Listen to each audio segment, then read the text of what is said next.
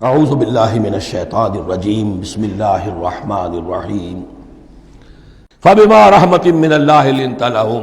یہ آیت بھی بڑی اہم ہے سورہ مبارکہ کی۔ اجتماعی زندگی، جماعتی زندگی، جو بھی امیر ہوں، صاحب امر ہوں، جن کے پاس ذمہ داریاں ہوں، ان کے تحت ان کے ساتھی ہیں، آخر وہ انسان ہیں، ان کے بھی جذبات ہیں، ان کے بھی احساسات ہیں، ان کی عزت نفس بھی ہے، ان کے ساتھ نرمی کی جانی چاہیے، سختی نہیں۔ کوئی ملازم ہے، ملازم کے ساتھ آپ سختی کر سکتے ہیں، لیکن یہ تو والنٹیئرز ہیں، جو بھی آیا ہے، جو بھی حضور کے ساتھ تھا، کون تھا وہ؟ کوئی تنخواہ یافتہ سپاہی تو نہیں تھا، وہ کوئی مرسنریز تو نہیں تھے۔ یہ لوگ آئے ہیں، ایمان کی وجہ سے آئے ہیں۔ اب بھی کوئی جماعت ہے، دینی جماعت بنی ہے، تو جو بھی لوگ اس میں کام کر رہے ہیں، تو وہ جو ساتھی ہیں ان کے ساتھ ان کے امراء کو نرم رویہ اختیار کرنا چاہیے۔ فبما رحمت من اللہ لنت لہم، تو یہ تو اللہ کی رحمت کی بات ہے۔ اللہ کی رحمت کا مظہر ہے نبی کہ آپ ان کے حق میں بہت نرم ہیں۔ وَلَوْ كُنْتَ فَظًّا غَلِيظَ الْقَلْبِ، اور اگر ہوتے آپ تند خو اور سخت دل، لَانفَضُّوا مِنْ حَوْلِكَ، تو یہ آپ کے ارد گرد سے منتشر ہو جاتے، آپ کو چھوڑ کر چلے جاتے۔ کوئی کارواں سے ٹوٹا، کوئی بدگماں حرم سے، کہ امیر کارواں میں نہیں خوئے دل نوازی۔ فاعف عنہم، اب چونکہ اتنی بڑی غلطی ہوئی تھی، بہت بڑا چرکا لگ گیا تھا مسلمانوں کو، حضور سے کہا جا رہا ہے اپنے ان ساتھیوں کے بارے میں بھی اپنے دل میں میل مت آنے دیجیے۔ غلطی ہو گئی ہے، کوتاہی ہو گئی ہے، اللہ نے معاف کر دیا ہے۔ فاعف عنہم، تو آپ بھی انہیں معاف کر دیں، عام حالات میں بھی معاف کرتے رہا کریں۔ واستغفر لہم، جو خطا ہو گئی یا ہو جائے اس پر استغفار کیا کریں ان کے لیے۔ وشاورہم فی الامر، اور یہ نہ کریں کہ اب آئندہ ان کی کوئی بات نہیں سننی، نہیں، مشورے میں شامل رکھیے ان کو بھی، اور ان سے مشورہ کرتے رہا کیجئے امر میں۔ اس سے بھی باہمی اعتماد پیدا ہوتا ہے کہ ہمارا امیر ہم سے مشورہ کرتا ہے، ہماری بات کو اہمیت دیتا ہے۔ یہ بھی گویا کہ در حقیقت اجتماعی زندگی کے لیے بہت ہی ضروری بات ہے۔ فَإِذَا عَزَمْتَ، البتہ جب مشورے کے بعد آپ کا دل ٹھک جائے، آپ ایک ارادہ کر لیں، فیصلہ کر لیں، فَتَوَكَّلْ عَلَى اللَّهِ، تو اب کسی شخص کی بات کی پرواہ نہ کیجئے، پھر توکل سارا اللہ کی ذات کے اوپر۔ یعنی حضور نے مشورہ کیا تھا اس وقت، کچھ لوگوں کی رائے وہی تھی جو حضور کی رائے تھی، لیکن کچھ حضرات نے کہا کہ ہم تو کھلے میدان میں، ہم کاہے کچھ جان بچا کر بیٹھے یہاں پر، ہمیں تو شہادت کی موت چاہیے، شہادت مطلوب و مقصود مومن۔ تو حضور نے ان کی رعایت کی، فیصلہ کر دیا۔ اب جو فیصلہ حضور کا ہے، اب اس پر توکل، اس لیے کہ اس کے فوراً بعد جب حضور حضرت عائشہ کے حجرے سے برآمد ہوئے ہیں تو خلاف معمول آپ نے زرہ پہنی ہوئی تھی، ہتھیار لگائے ہوئے تھے۔ اس سے اندازہ ہو گیا کہ معاملہ کوئی سخت ہے جو آنے والا ہے۔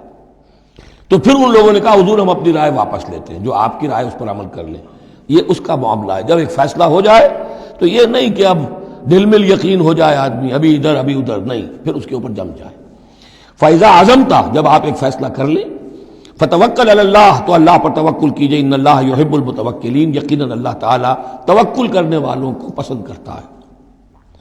ان ینصرکم اللہ فلا غالب لکم، اے مسلمانوں دیکھو، اگر اللہ تمہاری مدد کرے گا کوئی تم پر غالب نہیں آ سکتا۔ وَإِن یخذلکم، اور اگر اللہ تمہاری مدد چھوڑ دے، دستکش ہو جائے، فمن ذا الذی ینصرکم من بعدہ، تو کون ہے وہ جو تمہاری مدد کرے گا اس کے بعد۔ وعلی اللہ فلیتوکل المؤمنون، پس اللہ ہی پر توکل کرنا چاہیے ایمان والوں کو۔ وما کان لنبی ان یغل، اور کسی نبی کی یہ شان نہیں ہے کہ وہ غل کرے۔ اب یہ غل اور غل، یہ دو الفاظ ہیں عربی زبان کے۔ عام طور پر جو غل کا لفظ آتا ہے وہ مال غنیمت میں سے کسی چیز کا چوری کر لینا، اور غل ہے دل میں کینہ ہونا۔ تو ایک خیال تو یہ ہے، اور یہ روایات ہیں کہ حضور پر کچھ منافقوں نے الزام لگایا تھا کہ مال غنیمت میں آپ نے کوئی خیانت کی ہے، معاذ اللہ ثم معاذ اللہ۔ تو اس کا جواب دیا جا رہا ہے کسی نبی کی یہ شان نہیں ہے کہ وہ کوئی چوری کرے، کوئی چیز چھپائے۔ وَمَن یغلل یأت بما غل یوم القیامہ، اور جو کوئی ایسا کام کرے گا وہ تو پھر جو کچھ اس نے چھپایا ہوگا لے کر حاضر ہوگا قیامت کے دن۔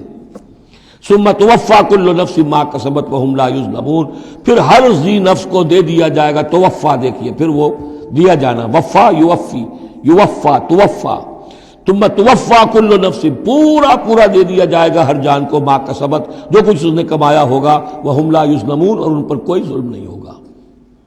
ایک رائے البتہ مولانا اصلاحی صاحب نے ظاہر کی ہے کہ یہاں غل بمانی غل ہے، یعنی الزام یہ لگایا گیا تھا یہود منافقین کی طرف سے، عبداللہ ابن ابی کی طرف سے، یہ بڑے ایمبیشس آدمی ہیں محمد صلی اللہ علیہ وسلم، اور یہ عرب پر اپنی حکومت قائم کرنے کے لیے انہوں نے ہماری جانوں کو تختہ مشق بنایا ہے، ہمیں استعمال کر رہے ہیں، ہمیں مروا رہے ہیں، تو گویا کہ ہماری خیر خواہی نہیں کر رہے بلکہ ان کے دلوں میں ہماری جو ہے وہ بدخواہی ہے۔ تو یہ غل کے معنی میں یہ ان کا مفہوم ہے جو انہوں نے لیا ہے، واللہ اعلم۔ افمن اتبع رضوان اللہ کمن باء بسخط من اللہ، تو کیا بھلا وہ شخص جس نے اللہ کی رضا کی پیروی کی اس کے مانند ہو جائے گا جو اللہ کے غضب اور غصے کو کما کر لایا؟ وَمَأْوَاهُ جہنم، اور اس کا ٹھکانہ جہنم ہے، وَبِئْسَ الْمَصِيرُ، اور وہ بہت ہی بری جگہ ہے پہنچنے کی۔ ہم درجات عند اللہ، ان کے بھی درجے بندیاں ہیں اللہ کے ہاں، جیسے نیکوکاروں کے درجے ہیں بدکاروں کے بھی درجے ہیں، سب بدکار برابر نہیں، سب نیکوکار برابر نہیں۔ واللہ بصیر بما یعملون، اور جو کچھ یہ کر رہے ہیں اللہ اسے دیکھ رہا ہے۔ اب یہ آیت بھی پھر دیکھیے سورہ جو بقرہ میں 2 دفعہ آیا تھا مضمون، وہ اب تیسری مرتبہ یہاں آ رہا ہے۔ حضرت ابراہیم حضرت اسماعیل کی دعا میں مضمون آیا تھا، ربنا وبعث فیہم رسولا منہم یتلو علیہم آیاتک ویعلمہم الکتاب والحکمۃ ویزکیہم۔ پھر آ گیا تھا 18ویں رکوع کے آخر میں، کما ارسلنا فیکم رسولا منکم یتلو علیکم آیاتنا ویزکیکم ویعلمکم الکتاب والحکمہ ویعلمکم ما لم تکونوا تعلمون۔ اب یہ تیسری مرتبہ مضمون آیا، لقد من اللہ علی المؤمنین، اللہ نے بہت بڑا احسان کیا ہے اہل ایمان پر، اذ بعث فیہم رسولا من انفسہم، جب ان میں اٹھایا ایک رسول انہی میں سے، ان کی اپنی جانوں میں سے، ان کی اپنی قوم میں سے، یتلو علیہم آیاتہ، جو تلاوت کرتے سناتا ہے انہیں اس کی آیات، ویزکیہم، اور انہیں پاک کرتا ہے۔ ترتیب اب ہمیشہ کے لیے یہی ہوگی، تلاوت آیات، تزکیہ، اور پھر تعلیم حکمت، تعلیم کتاب و حکمت۔